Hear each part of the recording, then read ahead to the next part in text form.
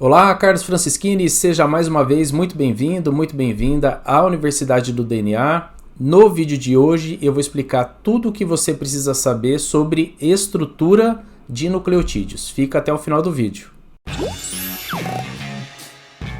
Bom, gente, eu tenho recebido muitas mensagens aqui no canal perguntando: Carlos, por que você não grava vídeos que são de biologia molecular básica, né? O basiquinho mesmo, porque geralmente o que eu faço, né? Eu penso num tema e tento trazer ele aqui de uma maneira mais detalhada, de uma maneira mais interessante, para que os alunos, as pessoas interessadas aprendam, né? E de fato eu não tinha colocado nenhuma aula mesmo de biomol bem basiquinha, tá? Então essa é a primeira. Ao longo aí dos vídeos eu vou fazendo isso, tá? Não vou fazer em sequência, mas pretendo colocar vídeos de biologia molecular básica também, porque eu tô entendendo que muita gente que chega no canal também tá começando em biomol e tá procurando esse tipo de conteúdo. Também não posso esquecer de te lembrar de curtir esse vídeo, de compartilhar esse vídeo e principalmente se inscrever no canal. Se você está gostando do conteúdo, se inscreva, porque estando inscrito eu entendo que o canal está crescendo. Se você compartilha e dá o like, eu entendo que os vídeos estão tendo relevância e a partir do momento que isso acontece eu consigo ir norteando melhor os conteúdos, tá? Então preciso da sua ajuda para isso também. Vamos começar com a aula. Sempre que eu começo a dar biologia molecular, ministrar biologia molecular básica, eu sempre tenho cuidado de que o aluno entenda onde aquele processo está acontecendo dentro do ambiente celular, tá? Eu trouxe aqui a imagem de uma célula eucariótica, vou falar da procariótica também, mas eu entendo que se o aluno compreende o que acontece na célula eucariótica, fica mais fácil ele compreender na célula procariótica. Muitos processos eu começo explicando na procariótica para depois evoluir para a eucariótica, tá? Mas nessa aula aqui eu falo da eucariótica. Então isso aqui é uma célula como nós temos, ela tem um núcleo, né? E nesse núcleo a gente encontra dois tipos de material genético, o DNA e o RNA. Então a primeira coisa que eu gostaria é que você compreendesse onde que o DNA se encontra na célula, tá? Então na célula eucariótica a gente encontra o DNA cromossomal lá no núcleo protegido e a gente encontra também um tipo de DNA fora do núcleo que está nessa organela aqui, ó, a mitocôndria.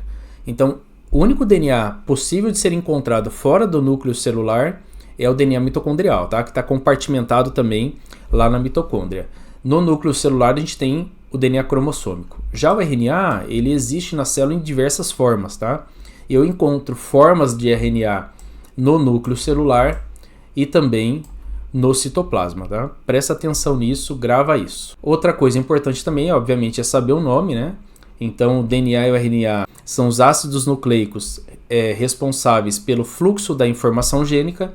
O DNA é o ácido desoxirribonucleico e o RNA é o ácido ribonucleico. Já adianto aqui para você que ao final dessa aula você vai compreender de onde saem esses nomes, tá? Por que o DNA é o ácido desoxirribonucleico e o RNA é o ácido ribonucleico. Então vamos lá. Começando então com o foco da aula, eu vou explicar para você qual a estrutura dos nucleotídeos, as unidades básicas que compõem esses ácidos nucleicos. E eu já adianto para você que existem 3 estruturas básicas que compõem o nucleotídeo e eu vou tentar focar aqui nessa aula que você entenda dentro dessas estruturas o que tem em comum daquilo que acontece no RNA e no DNA e o que tem de diferente que acontece no RNA e no DNA. Então eu vou começar das 3 estruturas básicas, vou começar mostrando para você o açúcar. Nucleotídeos de RNA possuem um açúcar de 5 carbonos, ou seja, uma pentose cíclico, né? um açúcar cíclico, e nucleotídeos de DNA também possuem um açúcar de 5 carbonos, ou seja, uma pentose. Então até aí tá igual, né? Nucleotídeos de RNA, eles possuem uma pentose, nucleotídeos de DNA também possuem uma pentose. Outra coisa que é em comum, a gente numera os carbonos desses açúcares de 1 linha a 5 linha no sentido horário, tá? Então olha aqui, 1 linha, 2 linha, 3 linha, 4 linha, 5 linha nos nucleotídeos de RNA e a mesma coisa acontece nos nucleotídeos de DNA. A partir de agora, se você está começando no mundo da biologia molecular, Essa numeração de 1 linha a 5 linha, ela acompanha a biologia molecular em todos os processos, em todos os sentidos, tá? Então é muito importante que você tenha em mente a estrutura dos açúcares, porque a partir de agora eu só vou me referir para você, ou você só vai ouvir falar com relação à disposição mesmo. Olha, o carbono 2' o OH que está no carbono 3' e assim por diante, tá? Agora eu vou chamar atenção para você de uma característica que não é comum entre esses açúcares aí nas duas situações. Então estou chamando a sua atenção para o carbono 2'. Veja que no açúcar que compõe nucleotídeos de RNA eu tenho uma hidroxila, correto? E no açúcar que compõe os nucleotídeos de DNA eu tenho apenas um hidrogênio. Olha só, o nome desse açúcar aqui que compõe nucleotídeos de RNA é a ribose. Já o nome do açúcar que compõe os nucleotídeos de DNA, e agora vai fazer sentido para você por que o DNA tem esse nome, a gente sempre pensa o seguinte, ó, você concorda que esse OH não existe no açúcar dos nucleotídeos de DNA? A diferença é simplesmente a falta de um oxigênio. Então, como está faltando oxigênio dessa situação para cá, eu gosto sempre de ensinar os alunos para pensar que houve então uma desoxigenação, né? Tá faltando oxigênio aqui de um açúcar para o outro. E aí, como a gente não dá um nome para isso? Eu continuo chamando de ribose, porém, como ela está desoxigenada no carbono 2', eu coloco um prefixo, né? A gente adiciona um prefixo aqui que é a desoxi. Então aqui você já entendeu a primeira coisa importante, que é o ácido, o RNA chama ácido ribonucleico, porque os seus nucleotídeos são compostos pelo açúcar ribose. E o DNA chama ácido desoxirribonucleico, porque os seus nucleotídeos são compostos pelo açúcar desoxirribose. Tá? Então, expliquei sobre o açúcar para você. Agora tem mais dois componentes aí que a gente vai entender nesses nucleotídeos.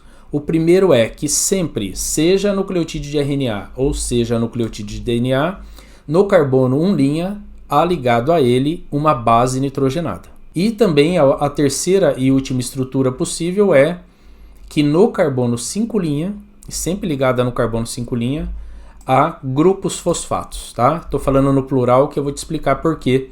Pode ser 1, 2 ou 3, tá?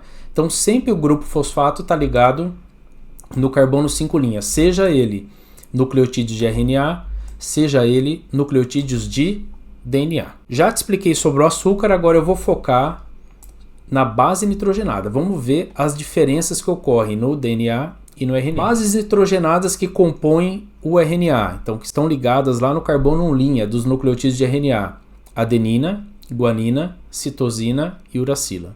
Bases nitrogenadas que a gente pode encontrar ligadas no carbono 1' dos nucleotídeos de DNA: adenina, igual acontece no RNA, guanina, como acontece no RNA, citosina, como acontece no RNA, e timina, como não acontece no RNA.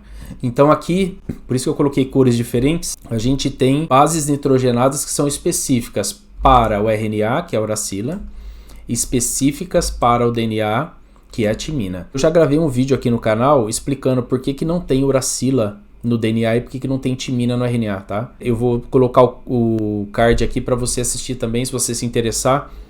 É bem legal, tá? Outra coisa importante sobre as bases nitrogenadas, gente.